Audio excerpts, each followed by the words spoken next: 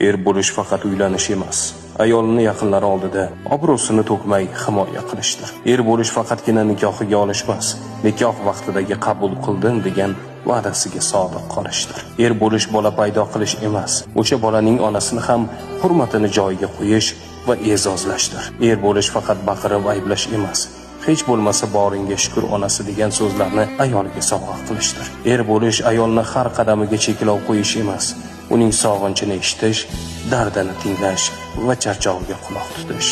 Er bo'lish ayolga doim bu seni vazifang deb ta'na qilish emas, charchadingmi, dam ol onasi deya olish. Er bo'lish bu ojizani haqorat qilish emas, so'kish, urish emas, Allohning omonati deb qarash, avaylab asrashdir.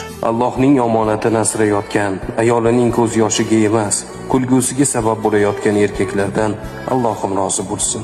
Er bo'lish oson, erkak bo'lish qiyin.